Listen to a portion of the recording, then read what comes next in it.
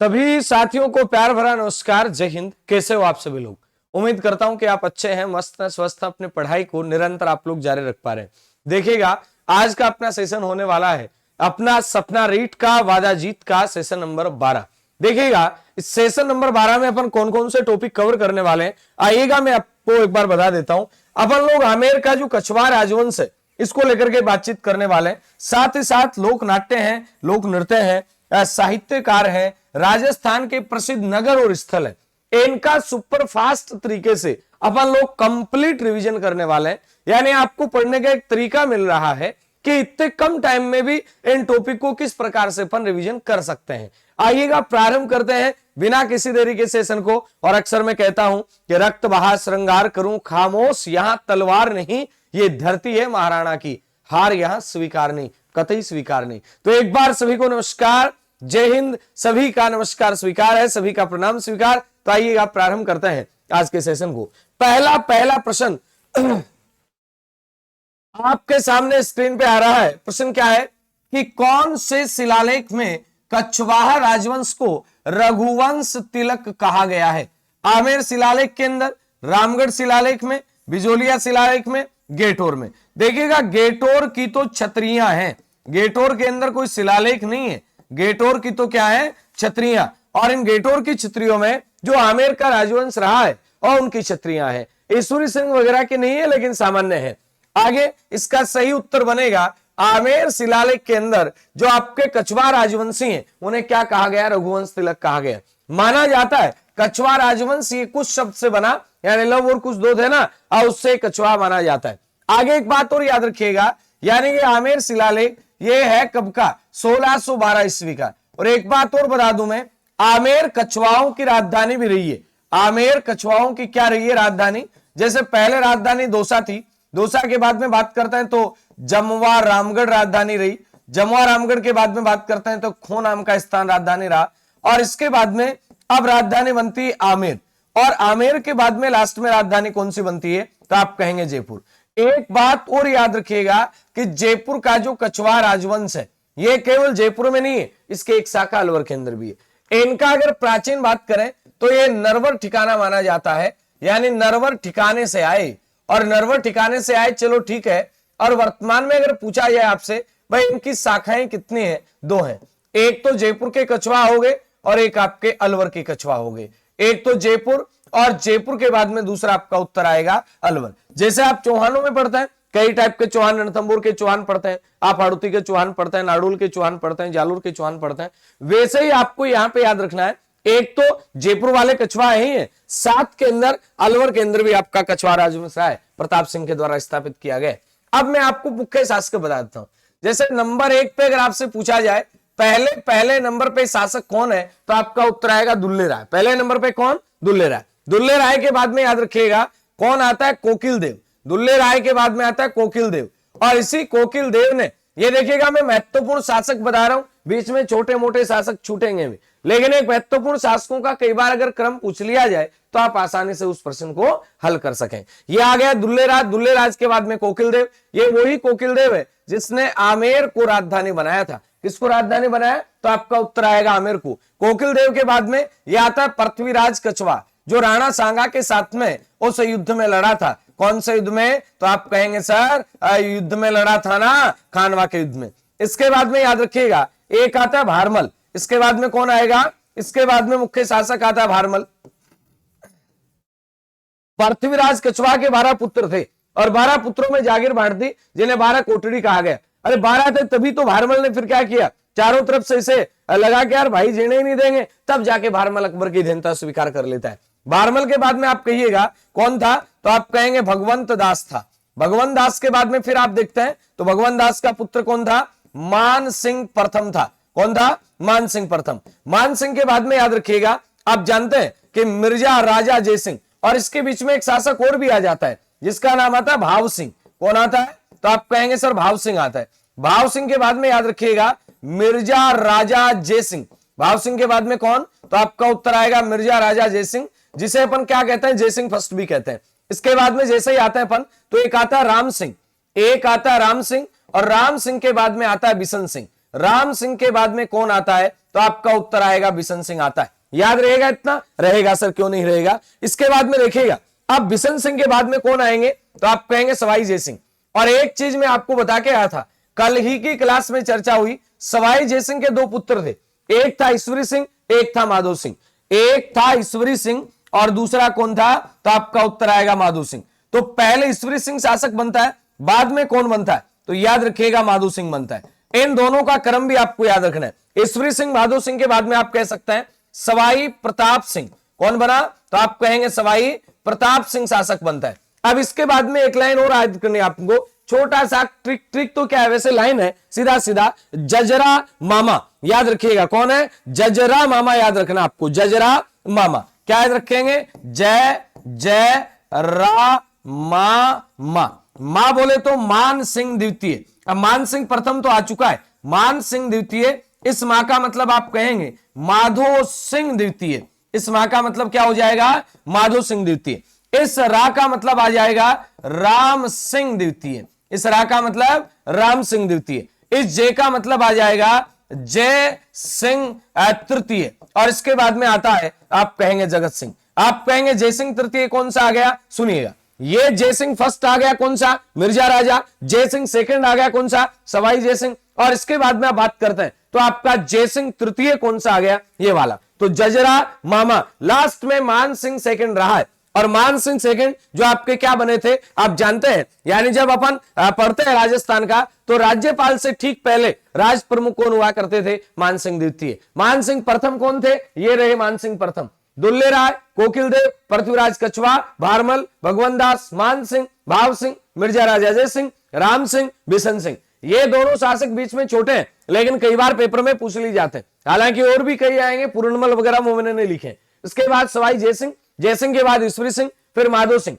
माधो मांगे आदो, ईश्वर देव ने पाव। ये वाली कहावत चली थी, दोनों में उत्तराधिकार का संघर्ष भी हुआ था। आगे सवाई प्रताप सिंह की बात आती है, और सवाई प्रताप सिंह के बाद में जगत सिंह सेकंड है। इसके बाद में जय सिंह तृतीय, राम सिंह द्वितीय, माधो सिंह द्वितीय और मान सिंह द्वितीय। कुल मिलाके ये आमेर का जो कछवा राजवंश है, उसका एक सीधा सा क्रम अगर बाई चांस आपसे पूछा जाए तो आप करने के लिए तैयार हैं। चलें आगे, चलते हैं सर। बिल्कुल एक बार में थोड़ा सा देख लेता हूं कि बिल्कुल ब्राइटनेस सेट है क्या, है ना।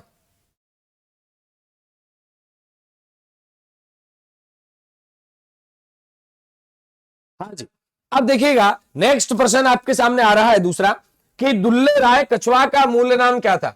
भाई यहां से अपन मानते हैं, क्या मानते हैं? अपन लोग मानते हैं भाई यहीं से आपका ये जो मेवाड़ का नाम है, आमेर का कछवा राजवंश है, ये अपन मानते हैं यहां से इसका प्रारंभ। तो बात आती कि जो दुल्ला राय कछवा था, इसका मूल नाम क्या था। देखिएगा कोकिल देव तो अलग है, पूरा का पूरा। कोकिल देव की बात करते हैं तो आपको सीधा सीधा याद रखना है, इसने आमेर को राजधानी बनाया। इसने आमेर को राजधानी बनाया। आमेर को राजधानी बनाने का काम कौन करता है? तो याद रखिएगा कोकिल देव करता है। इसके बाद में आमेर को आप क्या कह सकते हैं? आमेर भी कह सकते हैं। आमेर को आप आम्रपाली के नाम से भी जानते हैं। और आमेर के अंदर याद रखिएगा इस कोकिल देव ने अंबिकेश्वर मंदिर बनवाया।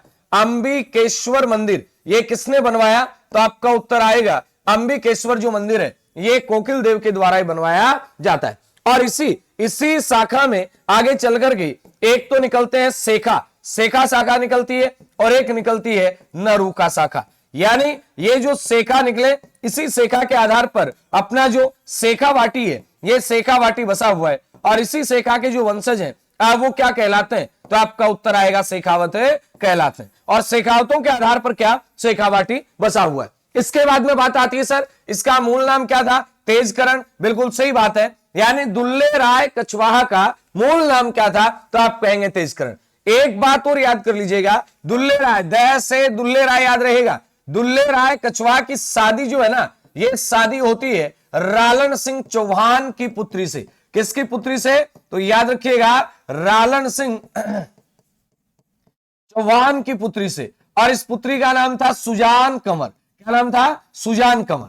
और सुजान कंवर से शादी होती है। और भाई साहब एक बात याद रखना, इन्हें दोसा जो है ये क्या मिलता है? दहेज में मिलता है। अभी बात कर रहे थे दोसा राजधानी रहा है, बिल्कुल दोसा जो है ये राजधानी रहा है। इसके बाद में एक बात और याद रखना है, यहीं पे ढूंढाड़ राज्य की नींव रखी जाती है। यहीं पे ढूंढाड़ राज्य की स्थापना की जाती है। ढूंढाड़ राज्य की स्थापना, अब ढूंढाड़ राज्य की स्थापना के पीछे भी कहानी, कई साक्ष्य कहते हैं कि साहब ढूंढाड़ राज्य की स्थापना की, और कई कुछ मत कहते हैं कि इन्होंने मीणाओं से स्थान छीना। याद रखिएगा, मीणाओं से माची नामक स्थान छीना, माची नामक स्थान छीना। और ये जो माची नामक स्थान था, इसी माची नामक स्थान का नाम बदल के बाद में रामगढ़ रखा गया। और इस रामगढ़ में जब जमुआई माता का मंदिर बनवा दिया गया, कौन सी माता, तो याद रखिएगा जमुआई माता। और जमुआई माता कछवाहा राजवंश की क्या है, तो आप याद रखिएगा कुल देवी है। कछवाहा राजवंश की कुल देवी कौन सी, तो आपका उत्तर आएगा जमुआई माता।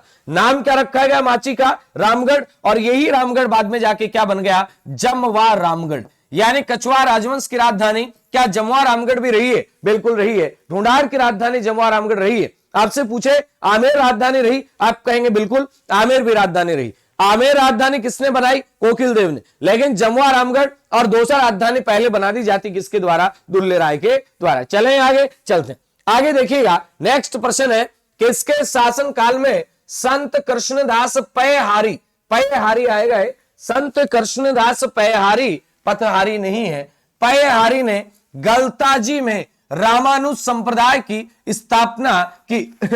सॉरी एक मिनट।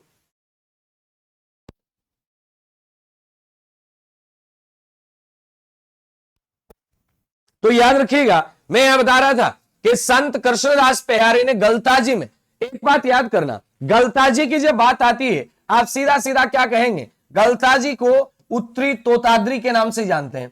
गलताजी को क्या कहते हैं, तो आप कहेंगे उत्तरी तोताद्री। गलताजी को कहा जाता है राजस्थान का बनारस। गलताजी को क्या कहते हैं, तो याद रखिएगा राजस्थान का बनारस। गलताजी को ही कहा जाता है जयपुर की काशी। गलताजी को क्या कहा जाता है, तो याद रखिएगा जयपुर की काशी कहते। एक बात और याद रखिएगा, यहां गालब ऋषि की तपोस्थली रही है, गालब ऋषि की भूमि भी इसे कहा जाता है। इसके बाद में फिर आपसे प्रश्न बन जाए तो आप कहेंगे सर इसे मंकी वैली के नाम से भी जानते हैं। इसे किस नाम से जानते हैं, तो आपका उत्तर आएगा मंकी वैली के नाम से भी इसे जानते हैं। इसके बाद में आपसे प्रश्न बन जाए कि आमेर जो था, आमेर जो था, आमेर के पृथ्वीराज के गुरु, आमेर के पृथ्वीराज के गुरु, पृथ्वीराज के गुरु कापालिक संप्रदाय के, कापालिक संप्रदाय के योगी चतुरनाथ, योगी चतुरनाथ को पयहारी ने शास्त्रार्थ में पराजित किया। पयहारी ने शास्त्रार्थ में पराजित किया। और जब शास्त्रार्थ में पराजित किया तो इसके बाद में आप कह सकते हैं कि बाद में जाकर के कृष्णदास पयहारी ने यहां पे रामानुज संप्रदाय की स्थापना कर दी। अब जब रामानुज संप्रदाय की स्थापना कर दी तो इसके बाद आपसे प्रश्न और बन सकता है, एक मिनट के लिए थोड़ा।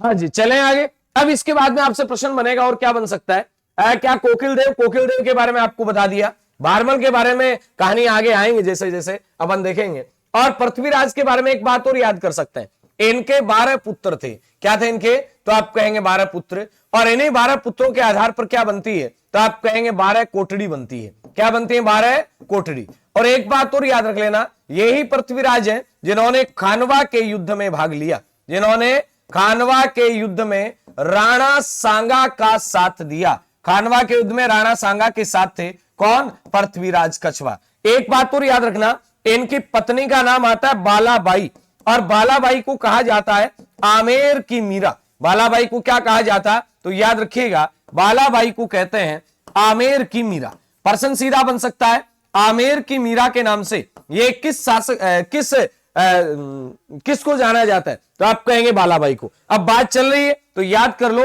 वागड़ की मीरा, वागड़ की मीरा किसे कहते हैं, तो याद रखना वागड़ की मीरा कहा जाता है गौरी बाई को। वागड़ की मीरा ये कहते हैं गौरी बाई को। आपसे कहा जाए मत्स्य की मीरा, मत्स्य प्रदेश की मीरा, मत्स्य प्रदेश की मीरा किसे कहते हैं? तो याद रखना, समन बाई को, समन बाई को कहा जाता है मत्स्य प्रदेश की मीरा। आपसे कहा जाए राजस्थान की दूसरी मीरा, राजस्थान की दूसरी मीरा किसे कहते हैं? तो आपका उत्तर बनेगा रानाबाई को कहते हैं राजस्थान की दूसरी मीरा। आपसे कहा जाए मीराबाई को क्या कहा जाता है? राजस्थान की राधा। याद रखिएगा भगवान दास, भगवान दास में एक प्रश्न स्पेशल याद कर लेना, यानी अकबर ने इन्हें नगाड़ा व ध्वज देकर सम्मानित किया। अकबर ने नगाड़ा व ध्वज देकर, नगाड़ा और साथ में याद रखिएगा ध्वज देकर क्या किया? तो आप कहेंगे नगाड़ा व ध्वज देकर अकबर ने सम्मानित किया। किसे सम्मानित किया नगाड़ा और ध्वज देकर के? तो याद रखिएगा भगवान दास एकमात्र शासक था जिसे अकबर ने नगाड़ा और ध्वज देकर के सम्मानित किया। ये काम की बात आपकी है। आगे प्रश्न आ रहा है, असंगत कथन चुनिए। आपको इनमें से क्या करना है? असंगत कथन चुनना है। चुनिए फिर। नंबर 1 पे आ रहा है कि भारमल के पिता पृथ्वीराज कछवाहा थे। क्या यह बात सही है? बिल्कुल सही बात है। भारमल के पिता का नाम पृथ्वीराज कछवाहा था। आगे प्रश्न आ रहा है कि भारमल ने, एक मिनट के लिए,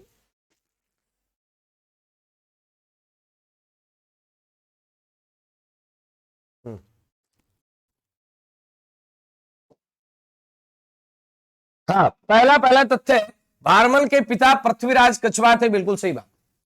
अगला प्रश्न आ रहा है, भारमल ने चंगताई खां की मदद से अकबर की अधीनता स्वीकार की। अब यहां थोड़ा सा गौर कर लेना, चंगताई खां की मदद से अकबर की अधीनता स्वीकार की जाती है, सही बात है। लेकिन भारमल ने अकबर की प्रथम मुलाकात सांबर कस्बे में हुई। भारमल से लिखना था, यहां मिसप्रिंट है। भारमल से अकबर की प्रथम मुलाकात सांबर कस्बे में हुई। भारमल की पुत्री का नाम हरकाबाई था। बिल्कुल सही है, लेकिन यह वाली बात बिल्कुल गलत है। इससे पहले तो मुलाकात हो चुकी थी। अब सुनिएगा, याद रखिएगा, सीधी सीधी बात, यानी जो प्रथम मुलाकात है, कौन सी मुलाकात की बात कर रहे हैं अपन? कि पहली जो मुलाकात है ये कब होती है? तो दिसंबर 1556 में। और दिसंबर 1556 में कौन था? मजनू खां के सहयोग से, मजनू खां के सहयोग से ये पहली बार वार्ता होती है और भारमल दिल्ली जाते हैं। आगे तो 1556 की बात होगी। जैसे ही भारमल अब आते हैं भाई साहब, कब? तो आप कहेंगे जनवरी 1562 में। जनवरी 1562 की बात है, और यहां मैं 20 जनवरी लिख देता हूं। जब ये अजमेर यात्रा पर आता है अकबर, तो याद रखिएगा सांगानेर के अंदर, सांगानेर में जो कौन था? चंगताई खां। और इस चंगताई खां के मध्यस्थता से क्या होता है? यहां फिर मुलाकात होती है। और यहां जब मुलाकात होती है तो याद रखिएगा यहीं पर अकबर की अधीनता भारमल स्वीकार कर लेता है। एक बात और याद रखिएगा, यह अधीनता स्वीकार होती है और अपने पुत्री के विवाह का प्रस्ताव रखा जाता है। और अंततः आप याद रखिएगा 6 फरवरी 1562 को, 6 फरवरी 1562 को कहां पे? तो आप कहेंगे सांभर में। सांभर में क्या हो जाती है? हरखाबाई और अकबर की शादी हो जाती। हरखाबाई और साथ में आप कहेंगे अकबर की क्या हो जाती है? हरखाबाई और अकबर की शादी हो जाती। एक बात और याद रखिएगा, यहां प्रश्न बन सकता है, इसका उल्लेख कहां से मिलता है? बरबथी शिलालेख से इस बात की जानकारी मिलती है। अब यहां ध्यान देना, यानी राजपुताने का प्रथम शासक था जिसने मुगलों से वैवाहिक संबंध स्थापित किए। तो आपका उत्तर आएगा भारमल। यानी आप कह सकते हैं, यानी वैवाहिक संबंध स्थापित किए और साथ ही साथ अधीनता स्वीकार की। वैवाहिक संबंध स्थापित किए और वैवाहिक संबंध स्थापित करने के साथ साथ आप एक बात और लिखिएगा कि मुगलों की अधीनता स्वीकार की। मुगलों की क्या अधीनता? तो आप कहेंगे मुगलों की अधीनता स्वीकार की।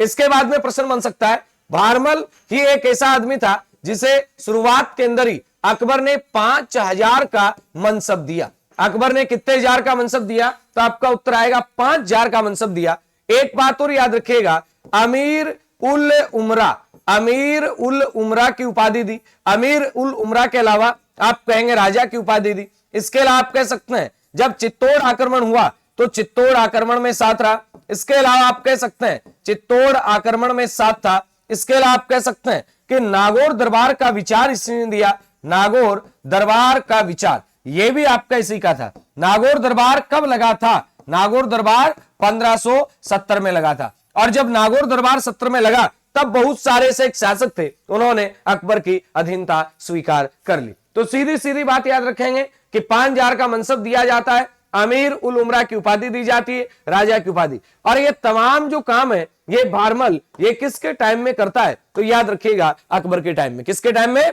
अकबर के टाइम में। चलें आगे चलते हैं। अब देखिएगा अगला प्रश्न फिर आपके सामने स्क्रीन पे है। एक बार सभी साथी जो सेशन को देख रहे हैं आप वो लाइक कर दें, और लाइक करने के साथ साथ सेशन को शेयर भी कर दें, ताकि ये जो अपनी निःशुल्क ज्ञान गंगा है ये सभी तक पहुंच जाए और सब पढ़ें, सब बढ़ें कि जो मुहिम अपनी है, अपन ने जो ये मुहिम छेड़ी है ये मुहिम कामयाब हो जाए, इतना चाहते हैं। तो एक बार सभी तक पहुंचा दीजिएगा। निःशुल्क ज्ञान गंगा है और सपना रीट का, वादा जीत का। चलें आगे चलते हैं।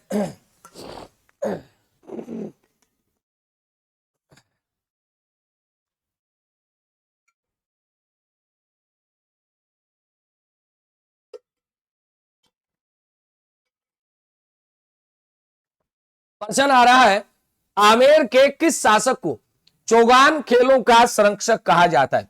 सर मान सिंह की बात आती है, मान सिंह को तो नहीं कहते। मान सिंह ने अगर बात करूं मैं, भाई मान सिंह का जन्म 1550 में हुआ। कहां पे? मोजम्माबाद में। ये तो हुआ इनका जन्म। अब मोजम्माबाद में इनका जन्म होता है 1550 में, और ये मात्र 12 वर्ष की आयु में यानी 1562 में ये अकबर की सेवा में चले जाते हैं। अकबर की सेवा में चले गए और 1562 से लेके और बात करें 1573 तक ये अकबर की सेवा में रहते हैं, भारमल के पोते के रूप में, यानी भारमल के पोते के रूप में रहते हैं। इसके बाद में फिर आगे चलते हैं तो 1574 से लेके 1589 तक ये भगवान दास के पुत्र के रूप में, यानी वहां पे फिर ये अकबर की सेवा में रहते हैं, लेकिन ये शासक के रूप में नहीं थे, भगवान दास के पुत्र के रूप में। और 1589 से लेकर के 1614 तक ये शासक के रूप में अकबर की सेवा में रहते हैं। शासक के रूप में अकबर की सेवा में रहते हैं। सेवा में गए कब? 1562 में, और मृत्यु कब हुई? 1614 में। तब तक ये मुगलों की सेवा में रहते हैं और यहां पे शासक के रूप में रहे, पहले अकबर की सेवा में, बाद में किसकी सेवा में? जहांगीर की सेवा में। एक बात और याद रखिएगा, अकबर ने इन्हें फरजंद कहा। अकबर ने इनको क्या कहा? तो आप कहेंगे अकबर ने फरजंद कहा। और एक बात, अकबर का सबसे विश्वस्त व्यक्ति, अकबर के सबसे अकबर के सबसे विश्वास पात्र आदमी कह सकते हैं आप, विश्वास पात्र थे अकबर के। और फरजंद का मतलब तो होता है दत्तक पुत्र। फरजंद का मतलब क्या होता है? तो याद रखिएगा दत्तक पुत्र। जब बाकी मनसब बहुत सारे लोगों को था, लेकिन याद रखिएगा इनको स्पेशल 7000 का मनसब। इनको कितने का मनसब था? तो याद रखिएगा 7000 का मनसब था। अभियान बहुत सारे गए, लेकिन ये सबसे महत्वपूर्ण थे। तो याद रखिएगा पहली बार इनको एक बड़े अभियान की बात करें तो रणथंभौर अभियान में भेजा जाता है। और 1569 का जो रणथंभौर अभियान था, इसमें याद रखेंगे यहां पे इधर शासक कौन था? सुरजन था। और आप जानते हैं सुरजन जो था इसने फिर अधीनता स्वीकार कर ली। 1572 की बात आती है तो सीधा सीधा याद रखिएगा गुजरात अभियान। गुजरात अभियान में कब भेजा गया? 1572 में। इसके बाद आप जानते हैं 1573 में महाराणा प्रताप के विरुद्ध भी भेजा जाता है। अपन पढ़ते हैं जमा भाटो यानी जलाल खां कोरची, उसके बाद में मानसिंह। तो महाराणा प्रताप वाली बात तो पहले ही बताई जा चुकी है। इसके बाद में याद रखिएगा 1580 यहां भेजा जाता है काबुल अभियान। 1580 में कहां भेजा जाता है? तो याद रखिएगा काबुल अभियान पर भेजा जाता है। और फिर काबुल का सूबेदार कब बना दिया जाता है? अगर ये आपसे पूछ ले तो आप कहेंगे सर 1585 में काबुल का सूबेदार बना दिया जाता है। काबुल का सूबेदार 1580 में काबुल अभियान पे भेजा जाता है और 1585 में काबुल का सूबेदार बना दिया जाता है। आगे एक बात और याद रखना, 1587 में इन्हें बिहार का सूबेदार बनाया गया। और बिहार का सूबेदार बनाया गया तो बिहार का एक शासक था पूरणमल। उस पूरणमल का दमन इन्होंने किया। पूरणमल का दमन करने में किसका योगदान रहा? तो आपका उत्तर आएगा सर मान सिंह का योगदान रहा। इसके बाद में एक बात और याद रखना, 1592 में एक बात याद रखना, आमेर का नाम है, उड़ीसा अभियान पर भेजा गया 1592 में। कौन से अभियान पर? तो सीधा सीधा याद रखिएगा, उड़ीसा अभियान पर अकबर के विश्वस्त सेना नायक मानसिंह को भेजा जाता है। इसके बाद में 1594 से लेकर 1598 तक इन्हें मिलती है बंगाल की सूबेदारी। 1594 से 1598 तक इन्हें कहां की सूबेदारी मिलती है? तो याद रखना, बंगाल की सूबेदारी। इसके बाद में आप कह सकते हैं 1609 में इन्हें कहां भेजा जाता है? दक्षिणी भारत भेजा जाता है। और इसके बाद 1611 में अहमदनगर अभियान पर भेजा जाता है, अहमदनगर अभियान पर इनको भेजा जाता है। और उसी अहमदनगर अभियान पर भेजने के बाद में आप कहेंगे 1614 में इलिचपुर नाम का स्थान था, इलिचपुर नाम का स्थान था। इलिचपुर में क्या हो जाती है? मृत्यु। और ये इलिचपुर कहां था? तो आप कहेंगे सर ये इलिचपुर महाराष्ट्र में था। कहां था इलिचपुर? महाराष्ट्र में। याद रहेंगे इतनी बातें? रहेंगे सर। नंबर 1 पे याद रखिएगा कि मानसिंह तो नहीं है, चौगान खेलों का जो संरक्षक है ये जय सिंह प्रथम को कहा जाता है। और जय सिंह प्रथम के बारे में पहले भी अपन काफी सारी बातें कर चुके हैं। चलें आगे चलते हैं। एक बार सेशन को लाइक करें, शेयर करें, सब तक पहुंचा दो कि रक्त बहा श्रृंगार करूं, खामोश यहां तलवार नहीं, ये धरती है महाराणा की, हार यहां स्वीकार नहीं, कतई स्वीकार नहीं। तो बढ़ाइएगा फिर बराबर कि क्या धरा हिला, गगन गुजा, नदी बहा, पवन चला, ज्योतिषी जल जला, विजय तेरी विजय तेरी विजय तेरी, भुजा भुजा फड़क फड़क, रक्त में धड़क धड़क, धनुष उठा प्रहार कर, सबसे पहला वार कर, विजय तेरी विजय तेरी। देखिएगा फिर पर्सन फिर आपके सामने स्क्रीन पे। सवाई जय सिंह ने कौन सी किताब लिखी? सर सीधी सी बात है, जय सिंह कारी का, एक ही पता है, बाकी ए में 4 तो 2 जगह, इसको कैंसिल मारो, इसको मारो। आगे प्रश्न आ रहा है सर दूसरा, बताइए फिर। पुंडरीक रत्नाकर ने लिखी जय सिंह कल्पद्रुम, बी में 3 कहां पे? यहां पे, उत्तर आ गया। इसके बाद आता है भक्तराम शाह ने बुद्धि विलास लिखी और जगन्नाथ सम्राट ने सिद्धांत कौस्तुभ लिखी। चलें आगे चलते हैं। प्रश्न आ रहा है कि कौन से ग्रंथ की रचना पर ब्रिटिश सरकार ने कविराज श्यामल दास को केसर ए हिंद की उपाधि दी? देखना, एक बात सुनना, ये कह रहा है कौन से ग्रंथ की रचना पर ब्रिटिश सरकार ने कविराज श्यामल दास को केसर ए हिंद की उपाधि दी। पहले तो आप ये देख लो कि श्यामल दास जो है इनका संबंध कहां से है? भीलवाड़ा से। अभी जैसे सेकंड ग्रेड के पेपर में पूछा गया भाई माणिक्यलाल वर्मा का संबंध कहां से? कोल्यारी ग्राम से। अब कई बार आप कहते हो सर ऐसे प्रश्न थोड़ी आते हैं। अरे भाई साहब, प्रश्नों का कोई अता पता नहीं है, मौत का, ग्राहक का, प्रश्न का कोई अता पता नहीं, कब आ जाए कहां से आ जाए। ध्यान दो, भीलवाड़ा की बात हो रही है और भीलवाड़ा में गांव आता है धोकलिया गांव। एक बात और याद रखना, इन्होंने जो ग्रंथ लिखा वीर विनोद, ये किसके टाइम में लिखना शुरू किया? तो आप कहेंगे शंभू सिंह के टाइम में, शंभू सिंह के समय ये लिखना आरंभ होता है। शंभू सिंह के समय ये जो ग्रंथ है इसको लिखना आरंभ होता है। कब लिखना आरंभ किया? तो आपका उत्तर है शंभू सिंह के समय। और सज्जन सिंह के समय सर्वाधिक लिखा जाता है। सज्जन सिंह जो मेवाड़ के महाराणा ही थे, सज्जन सिंह के समय इसका सर्वाधिक लेखन होता है। सज्जन सिंह के समय क्या होता है? तो याद रखिएगा सर्वाधिक लेखन। कब होता है सर्वाधिक लेखन? तो याद रखना सज्जन सिंह के समय सर्वाधिक लेखन होता है। इसमें क्या चीज है, यानी वीर विनोद में क्या आता है? तो याद रखना इसमें मेवाड़ राज्य का इतिहास है। इसमें किसका इतिहास है? तो आप याद रखेंगे मेवाड़ राज्य का इतिहास जो है वो इसमें उल्लेखित है। अगर आपसे पूछे ये किसके दरबार में रहे, ये शंभू सिंह के दरबार में भी रहे, लेकिन ज्यादा समय तक सज्जन सिंह के दरबार में रहे।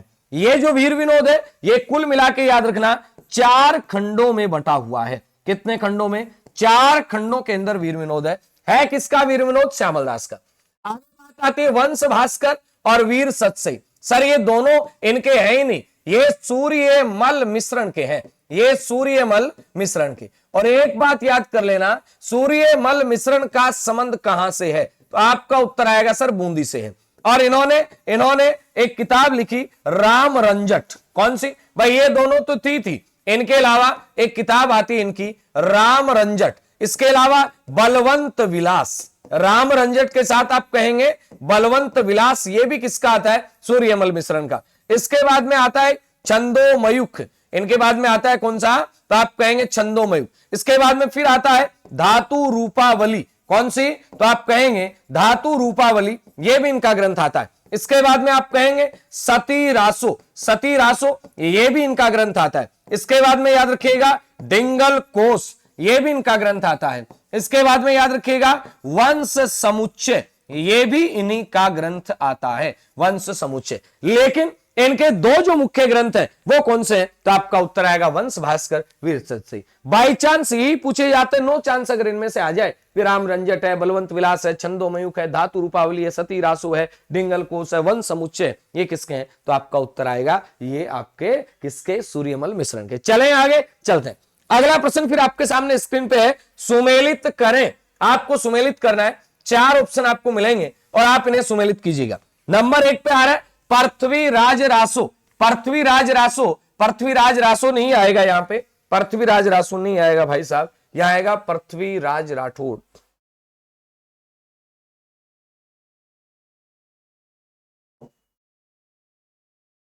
तो यहां लिखिएगा पृथ्वीराज रासो के बजाय आप कहें यहां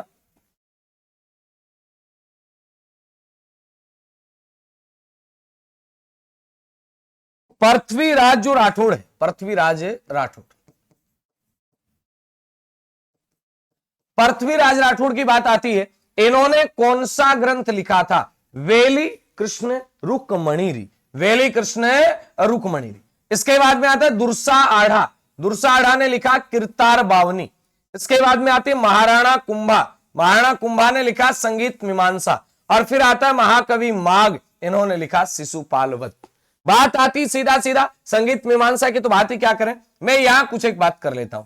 यानी पृथ्वीराज राठौड़ को लेकर के, पृथ्वीराज राठौड़, एक बात तो पक्का याद करना, ये किस नाम से कविताएं रचते थे? ये पीथल के नाम से कविताएं रचते थे, पीथल के नाम से। पाथल है महाराणा प्रताप और पीथल ये है, याद करना। आगे आता है कि इनकी इस रचना को पंचम वेद कहा गया।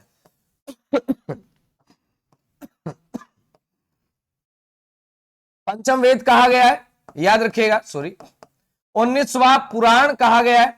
और ये कहा किसने है? तो आप कह सकते हैं दुर्सा आढ़ा ने कहा है, दुर्सा आढ़ा ने।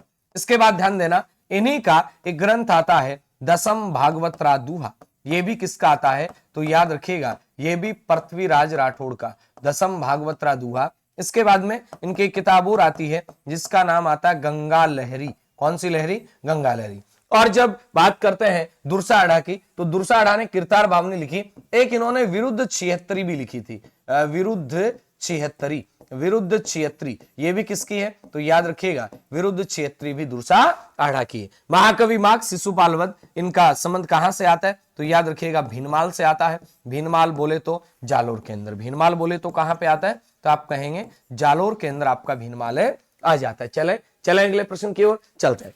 अगला प्रश्न फिर आपके सामने आता है, राजस्थान का शेक्सपियर ये किसका उपनाम है? यानी राजस्थान का शेक्सपियर किसे कहा जाता है, ये आपको बताना है। क्या चंद बरदाई को कहा जाता है? नहीं सर, चंद बरदाई को नहीं कहा जाता। चंद बरदाई ने किताबें कौन सी लिखी थी? चंद बरदाई की बात आती है तो याद रखिएगा पृथ्वीराज रासो, पृथ्वीराज रासो की बात आए तो किसने लिखा? चंद बरदाई ने। अगर बात आती है पृथ्वीराज विजय, पृथ्वीराज विजय की बात आती है तो ये किसने लिखा था? पृथ्वीराज विजय, ये लिखा था जयानक ने। ये किसने लिखा था? जयानक ने। आगे बात आ रही है, क्या राजस्थान का शेक्सपियर ये विजयदान देथा को कहा जाता है? बिल्कुल सही बात है, विजयदान देथा को ही राजस्थान का शेक्सपियर कहा जाता है। ये किसके नाम से प्रसिद्ध है? तो याद करना इनको बिज्जी भी कहा जाता है। इनकी किताबें कौन कौन सी हैं? तो मैं बता दूं, एक तो किताब आती है इनकी अलेखू हिटलर, काफी बार पेपर में पूछा जा चुका है, ये तो आपका रट्टा होना चाहिए। इसके बाद में इनकी किताब आती है जिसका नाम आता है दुविधा, दुविधा के बाद में किताब आती है जिसका नाम आता है बातारी फुलवारी।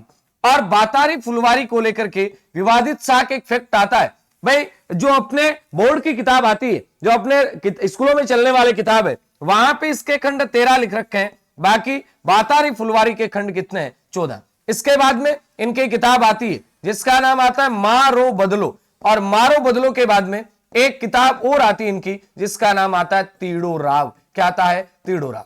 आगे आता है कन्हैयालाल सेठिया। कन्हैयालाल सेठिया का संबंध ये कहां से आता है? तो आप कहेंगे सुजानगढ़ से आता है। सुजानगढ़ बोले तो सर चूरू। इन्होंने कौन कौन सी किताबें लिखी? इनका सबसे पहला जो काव्य संग्रह था ये था वन फूल। सबसे पहला काव्य संग्रह इनका था वन फूल। बाकी तो आप जानते हैं धरती धोरारी, ये किसका है? तो आप कहेंगे ये भी कन्हैयालाल सेठिया की। इसके बाद में याद रखिएगा मींझर पूछे तो ये भी इनकी है। इसके बाद में याद रखिएगा मायडरो हेलो, मायडरो हेलो ये भी किसका है? कन्हैयालाल सेठिया की। इसके बाद में इनकी है जमीन रो धनी कुण, जमीन रो धनी कुण। इसके बाद में इनकी आती है आपका कौन सा? आप कहेंगे सबद। सबद के बाद में आप कह सकते हैं इनकी आती है निग्रंथ। निग्रंथ के बाद में आप कह सकते हैं इनकी आती है लीलटांस। लीलटांस भी किसकी है? तो आपका उत्तर आएगा ये भी आपके कन्हैयालाल सेठिया की। किसकी? कन्हैयालाल सेठिया। चलें आगे चलते हैं। एक आते हैं महाराणा कुंभा। महाराणा कुंभा के बारे में तो क्या ही कहना है, काफी सारी बातें हो चुकी हैं। संगीत राज जो इनका महत्वपूर्ण ग्रंथ आता है, ये सबसे महत्वपूर्ण ग्रंथ है संगीत राज। और संगीत राज ये कितने कोष में बटा हुआ है? 5 रतन कोष में बटा हुआ है। कितने रतन कोष? तो आपका उत्तर आएगा 5 रतन कोषों में बटा हुआ है। रतन कोष अलग अलग है इसके, पाठ रतन कोष, गीत रतन कोष, वाद्य रतन कोष, रस रतन कोष और नृत्य। पाठ रतन कोष है इनका। इसके अलावा आप कहेंगे पाठ करेंगे तो गीत भी गाएंगे, गीत गाएंगे तो वाद्य भी होगा, और जब वाद्य होगा तो याद रखिएगा रस भी आएगा, और जब रस आएगा तो बाद में नृत्य तो आपको करना ही है। तो नृत्य रतन कोष, ये 5 कोष हैं किनके? तो याद रखिएगा पाठ, गीत, वाद्य, रस और नृत्य। किसके? महाराणा कुंभा के संगीत राज के। चलें आगे चलते। एक बार शेयर कर दो, शेयर करने में कंजूसी आपको नहीं करनी है, करोगे तो गड़बड़ है, फिर ठीक नहीं रहेगा। क्वेश्चन अगला आता है निम्न में से कौन सी रचना चक्रपाणी मिश्र की नहीं है? आपको बताना है कि निम्नलिखित में से कौन सी एक रचना है ये चक्रपाणी मिश्र की नहीं है। आपको बताना निम्नलिखित में से कौन सी रचना चक्रपाणी मिश्र की नहीं। नंबर 1 पे बात आती है विश्व वल्लभ मूर्तमाला है, मूर्तमाला है, ये अलग अलग दोनों है ना। राज्याभिषेक पद्धति है, वास्तुशास्त्रम है, तो फिर है कौन सी नहीं? पहले बात तो ये बताओ चक्रपाणी मिश्र ये किसके दरबार में रहा करते थे? ये महाराणा प्रताप के दरबार में रहा करते थे। चक्रपाणी मिश्र ये महाराणा प्रताप के दरबार में थे। नंबर 1 विश्व वल्लभ है, मूर्तमाला है, राज्याभिषेक पद्धति है, लेकिन वास्तुशास्त्र इनका नहीं। इनकी एक चौथी किताब और आती है जिसका नाम आता है व्यवहार आदर्श। क्या नाम आता है? तो याद रखिएगा व्यवहार आदर्श। इसके बाद में फिर आगे चलेंगे अपन। वास्तुशास्त्रम ये किसकी किताब आती है? तो आप कहेंगे मंडन की किताब आती है। और मंडन जो था ये कुंभा के काल में महत्वपूर्ण शिल्पी था। आप कहेंगे कुंभा कालीन शिल्पी और विद्वान दोनों ही रहा है। अब मंडन ने कौन कौन सी लिखा? चूंकि ये वास्तुकला का अच्छा जानकार था इसलिए इन्होंने एक किताब लिखी वास्तु मंडन। वास्तु शास्त्रम भी लिखा, वास्तु मंडन भी लिखा, एक लिखा वास्तु सार। आपसे पूछा जाए वास्तु सार किसका है? इन्हीं का। मंडन की एक चर्चित किताब आती है देव मूर्ति प्रकरण, देव मूर्ति प्रकरण, यह भी मंडन का आता है। एक आता है मंडन का रूप मंडन, एक कौन सा आता है? रूप मंडन, यह भी मंडन का आता है। इसके बाद में याद रखिएगा एक आता है शकुन मंडन। कौन सा मंडन? शकुन मंडन। यानी मंडन लिखा हुआ आ जाए, एक आता है वेद्य मंडन, तो आप सीधा सीधा ये मंडन ही कर देना, ठीक है ना, समझ गए? तो ये आपका आ गया किसका? चक्रपाणी मिश्र की 4 किताबें याद रखनी। विश्व वल्लभ है, मूर्तमाला है, राज्याभिषेक पद्धति है, व्यवहार आदर्श है, ये किसके? चक्रपाणी मिश्र। चक्रपाणी मिश्र किसके दरबार में थे? महाराणा प्रताप के दरबार में। किसके दरबार में थे? महाराणा प्रताप। आगे प्रश्न आता है मंडन किस शासक के प्रधान शिल्पी और दरबारी साहित्यकार थे? अभी आपको बताया मंडन किस शासक के दरबार में थे? कुंभा के दरबार में थे। किसने जोधपुर राज्य का गजेटियर कहा जाता है? किसने नहीं आएगा, इसमें थोड़ा सा लैंग्वेज सुधारिए, आज गड़बड़ कैसे आ रही टाइपिंग में। इसमें लिखिएगा किसके ग्रंथ को जोधपुर राज्य का गजेटियर कहा जाता है? क्या जसवंत सिंह प्रथम? नहीं सर, जसवंत सिंह प्रथम ने तो भाषा भूषण लिखा था। और ये जो भाषा भूषण है, ये जो अपरोक्ष सिद्धांत है इनका, इनको किसी को नहीं कहते। इन्होंने अपरोक्ष सिद्धांत के बाद में सिद्धांत सार भी लिखा। इन्होंने सिद्धांत बोध भी लिखा, इन्होंने आनंद विलास भी लिखा,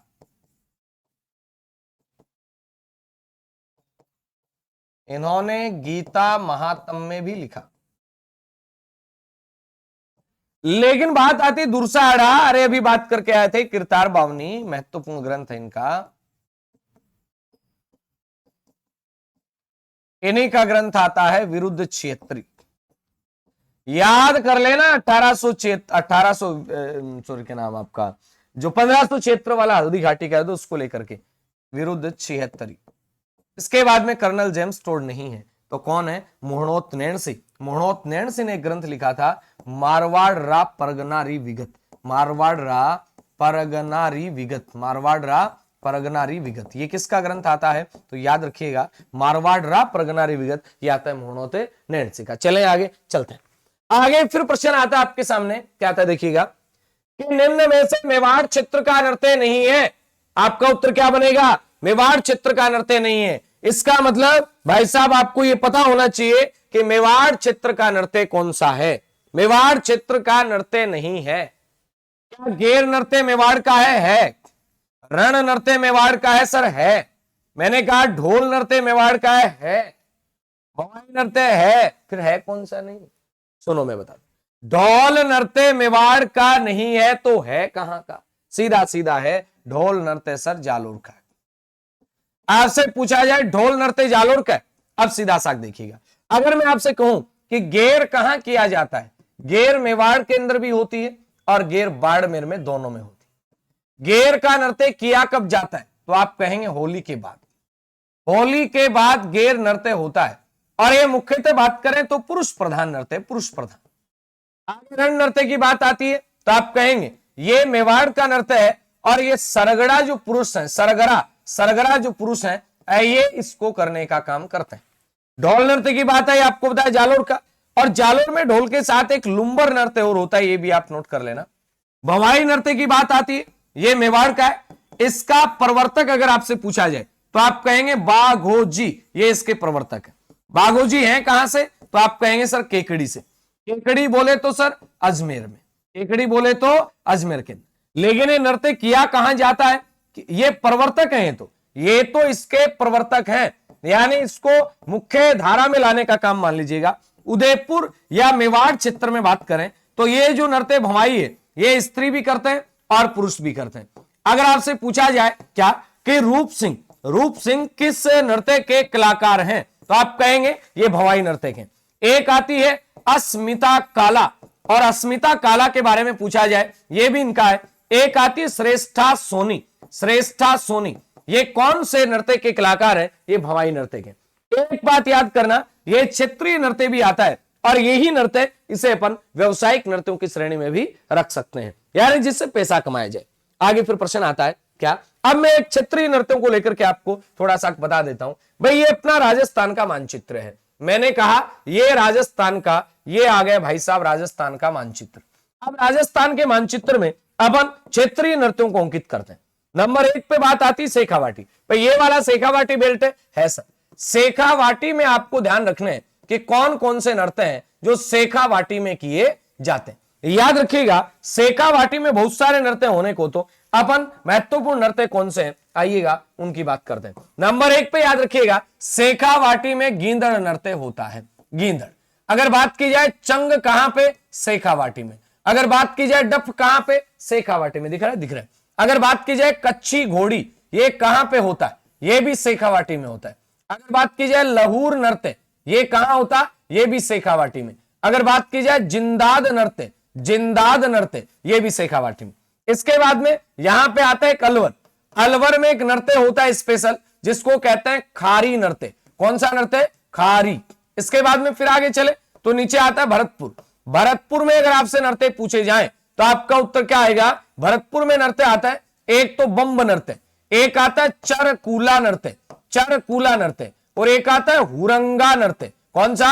हुरंगा। इसके बाद में प्रश्न आ सकता है कि बिंदोरी नृत्य कहां का है? यह आपका झालावाड़ आता है, और झालावाड़ के अंदर, झालावाड़ में कौन सा नृत्य किया जाता है? तो याद रखिएगा बिंदोरी। बिंदोरी नृत्य कहां का प्रसिद्ध है? तो आप कहेंगे झालावाड़ का प्रसिद्ध है। और बिंदोरी के साथ में यहां ढोला मारू नृत्य भी किया जाता है, ढोला मारू नृत्य भी किया जाता है। देखिएगा ढोल नृत्य ये कहां का है? तो आप कहेंगे जालोर का। जैसे मैंने कहा ढोल नृत्य अगर आपसे पूछे ये कहां का, तो आपका उत्तर आएगा ढोल नृत्य सर ये जालोर का है। कहां का? जालोर का। अगर आपसे कहा जाए कि भंगड़ा, भंगड़ा कहां का है? ये उत्तरी राजस्थान का है, स्पेशल पंजाब कल्चर जो टच में है वहां का। अगर आपसे कहा जाए सर जैसलमेर, ये आ गया आपका कौन सा? जैसलमेर। जैसलमेर में एक नृत्य होता है जिसका नाम आता है हिंडोला। जैसलमेर में एक नृत्य है जिसे आप क्या कहते हैं? हिंडोला कहते हैं। अगर आप बाड़मेर की बात करेंगे, भाई बाड़मेर में नृत्य है, इन्हें क्या कहते हैं? बाड़मेर में एक नृत्य होता है जिसे कहते हैं कानूड़ा।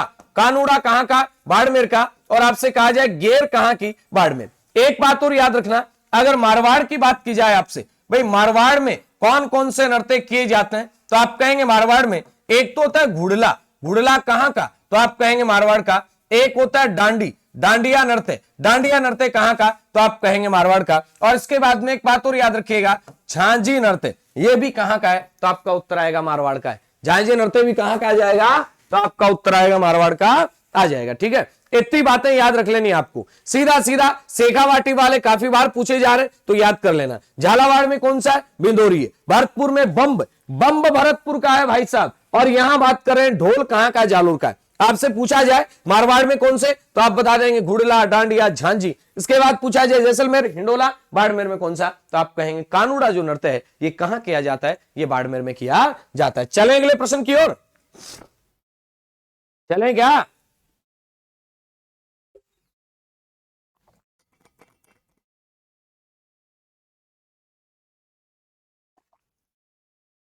अगला प्रश्न आता है कि चंवरलाल गहलोत और गोविंद पारिक ये कौन से नृत्य के प्रसिद्ध कलाकार हैं? देखिएगा ये कच्ची घोड़ी नृत्य, ये डफ नृत्य, गेंदड़ नृत्य, ये चंवरलाल गहलोत और गोविंद पारिक ये कौन से नृत्य के कलाकार हैं? तो सीधा सीधा याद रखिएगा कच्ची घोड़ी नृत्य के। और इसमें क्या बनता है? तो आप कहेंगे इसमें 4-4 का पैटर्न बनता है। क्या बनता है? 4-4 का पैटर्न इस नृत्य के अंदर देखने को मिलता है। हाँ, चलें आगे अगले प्रश्न की ओर। अगला प्रश्न आपके सामने, सुमेलित करें। यहां सुमेलित करना भाई बताओ, कर दोगे आराम से, क्यों नहीं करोगे? अभी बता के आऊं मैं आपको। जैसलमेर में कौन सा नृत्य होता है? तो आप कहेंगे सर हिंडोला नृत्य। गंगानगर में कौन सा नृत्य होता है? तो आप कहेंगे भांगड़ा नृत्य। भरतपुर में कौन सा नृत्य होता है? चरकुला नृत्य। और झालावाड़ में कौन सा? बिंदोरी नृत्य। यानी 4-4 के बाद में 3-2-1, 4-3-2-1 पहले ही ऑप्शन में। ठीक है, सांकड़ नृत्य किस लोक देवता के भक्तों द्वारा किया जाता है? और सांकड़ नृत्य अपने आप में कैसा नृत्य आ गया? आप कहेंगे सर सांकड़ नृत्य की बात चल रही है तो ये धार्मिक नृत्य आ गया। कौन सा नृत्य आ गया? धार्मिक। और मैं आपसे पूछूं सांकड़ नृत्य गोगा जी, तेजा जी के भक्त, मेहा जी के भक्त, पाबू जी के, तो सीधा सीधा उत्तर आएगा गोगा जी के भक्त करते हैं। मैं सीधा पूछूं भाई धार्मिक नृत्यों में मैंने कहा डांग नृत्य ये कहां होता है? तो याद रखना ये नाथ द्वारा में होता है। और नाथ द्वारा की बात आती है तो नाथ द्वारा वल्लभ संप्रदाय का प्रमुख है और यहां डांग नृत्य होता है। एक अगर बात करें थाली नृत्य, आपसे पूछा जाए थाली नृत्य ये कहां होता है? तो आप कहेंगे जोधपुर में। और थाली नृत्य जोधपुर में कौन से? तो आपका उत्तर आ जाएगा सीधा पाबू जी, याद रहेगा।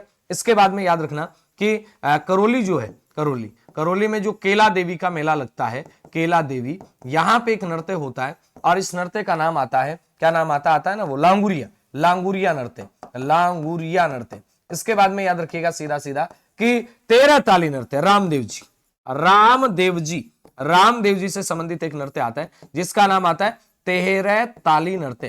13 ताली नृत्य का मतलब 13 मंजीरे होते हैं। 13 क्या होते हैं? मंजीरे। एक बात याद कर लेना, 13 ताली नृत्य कौन सी जाति की महिलाएं करती हैं? तो आपका उत्तर बनेगा कामड़ जाति। कौन सी जाति? कामड़ जाति की महिलाएं जो है, ये महिला पुरुष जो भी है, ये 13 ताली नृत्य स्पेशल महिलाएं इस नृत्य को करती हैं। जैसे बात करें अपन कौन कौन इस नृत्य में है, एक तो याद रखिएगा मांगी बाई, ये 13 ताली नृत्य की क्या है? तो आपका उत्तर आएगा कलाकार है। इसके अलावा बात करते हैं मोहनी नारायणी, इसके अलावा मोहनी के अलावा बात करते हैं नारायणी के अलावा बात करते हैं आप लक्ष्मण दास। ये सारे के सारे ये किसके कलाकार हैं? तो आप कहेंगे इसके।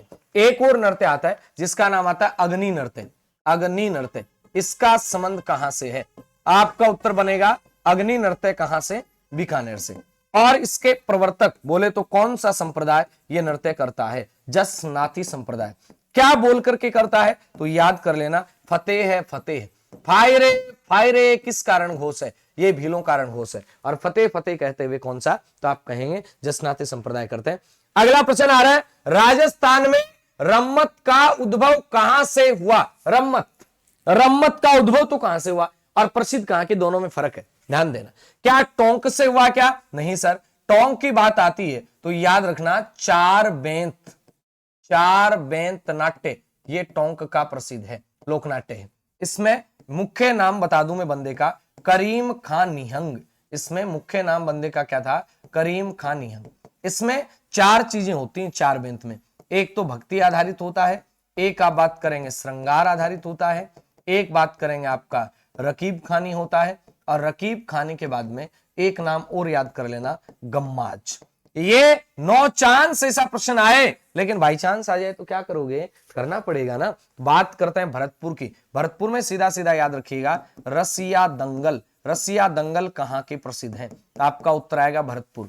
अब बात करते हैं राजस्थान में रम्मत का उद्भव कहां से हुआ? उद्भव हुआ जैसलमेर से, लेकिन आपसे कहा जाए रम्मत प्रसिद्ध कहां की है? रम्मत प्रसिद्ध कहां की है? तो आपका उत्तर आएगा, रम्मत जो प्रसिद्ध है ना, ये बीकानेर की है। ये कहां की है? बीकानेर की, लोकप्रिय बीकानेर की। और बीकानेर में भी अगर आपसे पूछा जाए आचार्यों का चौक, बीकानेर के अंदर भी रम्मत के बारे में अगर आपसे पूछा जाए तो आपका उत्तर क्या आएगा? आचार्यों की चौक की जो रम्मत है ये बड़ी फेमस है। इसके बाद में आइएगा, बीकानेर की बात कर रहे हैं अपन, तो आप सीधा सीधा कह सकते हैं फक्कड़ दाता की रम्मत। कौन से दाता की? फक्कड़ दाता की रम्मत। इससे रम्मत का क्या माना जाता है? प्रारंभ माना जाता है। इससे रम्मत का प्रारंभ माना जाता है। हालांकि इसी जगह अगर बात करें अपन हेड़ाऊ मेरी की रम्मत, हेड़ाऊ मेरी की रम्मत, ये भी कहां की है? तो आपका उत्तर आएगा बीकानेर की। इसके बाद में याद रखना, खेल का प्रदर्शन करने वाले लोग जो हैं, प्रदर्शन करने वाले क्या कहलाते हैं? खेलार। खेल का प्रदर्शन करने वाले ये क्या कहलाते हैं? खेलार कहलाते हैं। एक बात और पक्का याद कर लेना कि पाटा संस्कृति ये कहां की है? तो आप याद रखना कि पाटा संस्कृति कौन सी रम्मत में देखी जाती है, कहां की है? तो आपका उत्तर आएगा बीकानेर की। पाटा संस्कृति कौन सी रम्मत में और कहां की? सीधा सीधा याद कर लेना, बीकानेर की। चलें आगे चलते हैं। अगला प्रश्न फिर आपके सामने शानदार जानदार आ रहा भाई साहब। राजस्थान में रासलीला का प्रमुख केंद्र है। रासलीला आते ही आप तो सीधा जाओगे नाथ द्वारा में, लेकिन जाना नहीं है। ये कह रहा है राजस्थान में रासलीला का प्रमुख केंद्र कौन सा है? अरे लाइक कर दो, लाइक जितने देख रहे हो उतने लाइक नहीं है, फटाफट से एक सेशन को लाइक करो। लाइक करने के बाद में शेयर करो और फिर क्या कर दो, पहली बार विजिट करो तो सब्सक्राइब भी कर दो। चलें आगे चलते हैं। याद रखना, क्या डिग भरतपुर आएगा रासलीला का प्रमुख केंद्र? नहीं सर, अभी मैं बात करके आया था, यहां तो सर रसिया दंगल होता है। आगे बात आती है कहां का? फिर ये प्रमुख केंद्र फुलेरा जयपुर है, वेरी वेरी इंपॉर्टेंट। और केलवा राजसमंद की जब बात आती है तो याद रख लेना, यहां के कलाकार का नाम आता है परशुराम यहां के कलाकार आते हैं। अब सर किस चीज के कलाकार है? मांडल भीलवाड़ा की बात आती है तो यहां पे होता है स्वांग नृत्य। और स्वांग नृत्य के कलाकार कौन है? तो याद रखिएगा परशुराम। और स्वांग नृत्य की बात आती है, एक कलाकार और आता है जिसका नाम आता है जानकी लाल भांड। और जानकी लाल भांड को क्या कहते हैं? तो सीधा याद रखना, इन्हें कहते हैं मंकी मैन। इन्हें क्या कहते हैं? मंकी मैन कहते हैं। किसे कहते हैं मंकी मैन? तो आप कहेंगे जानकी लाल भांड को। इसके बाद में आपसे पूछा जाए, ये सर नाट्यों के अंदर एक नाट्य आता तमाशा नाट्य कहां का प्रसिद्ध है? लगभग नाट्य अपने कवर हो गए। तमाशा नाट्य तो आप कहेंगे सर जयपुर का। और जयपुर की जब बात आए, बिना सोचे समझे आप बता दीजिएगा सवाई प्रताप सिंह के समय। और यहां एक तमाशा नाट्य में एक बात और बता दूं मैं, यानी बंशीधर भट्ट। कौन सा भट्ट? तो याद रखिएगा बंशीधर भट्ट, ये प्रमुख इसका कलाकार रहे। तमाशे कौन कौन से होते हैं? तमाशे होते हैं, एक तो गोपी चंद का तमाशा, एक कह सकते हैं हीर रांझा का तमाशा, एक जोगी जोगण का तमाशा। एक हीर रांझा का तमाशा और एक आता है जोगी जोगण का तमाशा। एक प्रश्न और बता दूं मैं, रासलीला की जब बात चल रही है तो आपसे एक प्रश्न बड़ा अच्छा बन सकता है कि मूक रामलीला, मूक रामलीला यानी चुपचाप रह के रामलीला। वैसे तो आपका दशहरा का पूरा सिस्टम ही कहां का है, ये आपका कोटा का, लेकिन मूक रामलीला ये हमारे झुंझुनू की है। और हमारे झुंझुनू में कहां भाई साहब, तो याद कर लेना, हमारे झुंझुनू में बिसाऊ। आप कहेंगे सर हमारा तो पाली है ना, हाँ पाली कर्म स्थली है, जन्म स्थली तो झुंझुनू है ना। चलिएगा फिर आगे बढ़ते हैं और अगला प्रश्न लेते हैं। लच्छी राम और उगम राज किस ख्याल से संबंधित है? प्रश्न बन रहा है कि लच्छी राम व उगम राज ये किस ख्याल से संबंधित हैं? ये प्रश्न आपके सामने है, बताइए, कमेंट कीजिए फटाफट कि लच्छी राम और उगम राज ये किस खेल से संबंधित है। अली बख्शी ख्याल आ जाएगा? नहीं सर, अली बख्शी ख्याल है, ये तो मुंडावर अलवर में आता है, ये इससे संबंधित नहीं है। मुंडावर अलवर में आता है अली बख्शी ख्याल। बात आती है शेखावाटी ख्याल। शेखावाटी ख्याल की बात करें ये मुख्य रूप से चिड़ावा का प्रसिद्ध है, और चिड़ावा में दो नाम बता देता हूं, एक तो नानू राम राणा और एक दूलिया राणा। एक तो नानू राम राणा और दूसरा कौन सा, तो आप कहेंगे दूलिया राणा। अगर बात करें जयपुरी ख्याल की, नहीं, जयपुरी ख्याल की बात करते हैं तो याद रखना गुणिज खाना। टोटल कितने लोग हुआ करते थे गुणिज खाना में? गुणिज खाना के कलाकार जो है ये किया करते थे जयपुर के ख्याल। ठीक है, इतना याद रखना है। इसके बाद में याद रखना कुचामणी ख्याल, बिल्कुल राइट है। कुचामणी ख्याल बोले तो कुचामण नागौर का है। कुचामणी ख्याल कहां का? कुचामण नागौर का। इसके बाद में याद रखिएगा, अगर आपसे पूछा जाए ख्याल की चर्चा चल रही है, हेला ख्याल कहां का प्रसिद्ध है? हेला बोला जाता लंबा सारा, तो आप कहेंगे सवाई माधोपुर का, और इसके बाद लाल सोट का। सवाई माधोपुर और लाल सोट। हेला ख्याल से संबंधित कौन है? तो आप याद रखिएगा हेला सायर, नाम ही ऐसा ही है, हेला सायर। याद रहेगा? रखना पड़ेगा भाई, नहीं रहेगा तो भी रखना पड़ेगा। आगे आता है तो आप कहेंगे तुर्रा कलंगी ख्याल। तुर्रा कलंगी आता है तो सीधा सीधा याद कर लेना, ये चित्तौड़गढ़ से संबंधित है। कहां से संबंधित है? चित्तौड़गढ़ से। और इसमें एक जयदयाल सोनी, ये इसके कलाकार है। जयदयाल सोनी का संबंध किससे है? तो आप कहेंगे तुर्रा कलंगी से। इसके बाद में एक आता है डफाली। डफाली ख्याल ये कहां का है? ये है अलवर भरतपुर का। डफाली ख्याल कहां का प्रसिद्ध है? तो याद रखिएगा अलवर और भरतपुर का है। इसके बाद में याद रखिएगा एक आता है किशनगढ़ी ख्याल। किशनगढ़ी ख्याल ये कहां का प्रसिद्ध है? तो आप कहेंगे सर किशनगढ़ का प्रसिद्ध है, किशनगढ़ का प्रसिद्ध है। और इसमें एक नाम याद करना, बंशीधर शर्मा। बंशीधर शर्मा। इसके बाद में याद रखिएगा सीधा सीधा आपसे बने नौटंकी ख्याल। कौन सा? नौटंकी ख्याल ये कहां का प्रसिद्ध है? तो याद रखना नौटंकी ख्याल ये पूर्वी राजस्थान पूरा आ जाएगा, अलवर भरतपुर धौलपुर करौली सवाई माधोपुर सारे जिले। इसके बाद में एक ख्यालों में आता है टूटिया, ये शादी के टाइम किया जाता है। ये भी ख्याल है एक तरीके का, ये शादी के वक्त किया जाता है। जब बारात चली जाती है तो वर पक्ष की जो महिलाएं ये पीछे से क्या करती है? टूटिया करती है। आगे प्रश्न आ रहा है कि जयपुर का कौन सा शासक था जो 3 मुगल बादशाह जहांगीर, शाहजहां और औरंगजेब की सेवा में रहा? भाई जहांगीर की सेवा में भी रहा, औरंगजेब की सेवा में भी रहा, और फिर शाहजहां की सेवा में भी रहा। बताइएगा जयपुर का कौन सा शासक जो 3 मुगल बादशाहों की सेवा में रहा है? जहांगीर भी, शाहजहां भी और औरंगजेब भी। ऐसा तो कौन हो सकता है सर? मिर्जा राजा जयसिंह ही हो सकता है। चलें आगे चलते हैं। अगला प्रश्न आता है कछवाहा राजवंश के शासकों के अधोलिखित शासकों को कालक्रमानुसार व्यवस्थित करें। तो कालक्रमानुसार व्यवस्थित कर ही देंगे। भगवान दास सही बात है, भगवान दास के बाद में मान सिंह सही है, मान सिंह के बाद में भाव सिंह, फिर जयसिंह प्रथम। 1 2 3 4 बिल्कुल राइट है इनके। ठीक है, चले अगला प्रश्न क्या था देखिएगा, आजा भाई। निम्नलिखित में से कौन से लोक नृत्य में किसी वाद्य यंत्र का प्रयोग नहीं होता है? बताइए, यानी ऐसा लोक नृत्य कौन सा है जिसमें कोई भी वाद्य यंत्र नहीं? तो आपका उत्तर बनेगा क्या? गवरी, बम्ब नृत्य, अग्नि नृत्य, वालर नृत्य। बताइए कौन सा ऐसा है जिसमें वाद्य यंत्र नहीं होता? गवरी ये भीलों का नृत्य है। भीलों के नृत्य की बात आई तो आप कह सकते हैं गेर भीलों का है, आप कहेंगे गवरी भीलों का है। आपसे पूछा जाए तो नेजा भी भीलों का है, आपसे पूछा जाए तो युद्ध भी भीलों का है, हाथी मना भी भीलों का है, पुरुषों का है। इसके बाद में दिव चक्री पूछा जाए तो भी भीलों का है। आपसे पूछे घुमरा ये भी भीलों का है। आपसे पूछे लाठी ये भी भीलों का है। आपसे पूछे रमणी ये भी भीलों का है। आपसे पूछे बेरीहाल ये भी भीलों का है। आपसे पूछे भगोरिया ये भी भीलों का है। आपसे पूछे शिकार नृत्य ये भी भीलों का है। आपसे पूछे सूकर नृत्य, ये भी भीलों का है ना। शिकार नृत्य और भी जनजातियां करती हैं।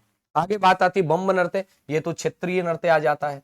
बम्ब नृत्य तो क्षेत्रीय भरतपुर का भी बात करके आए थे। इसके बाद में अग्नि नृत्य की बात आती है, तो याद रखिएगा ये बीकानेर का जो जसनाती संप्रदाय वो करता है। वालर नृत्य कौन करता है, कमेंट करके बताइए।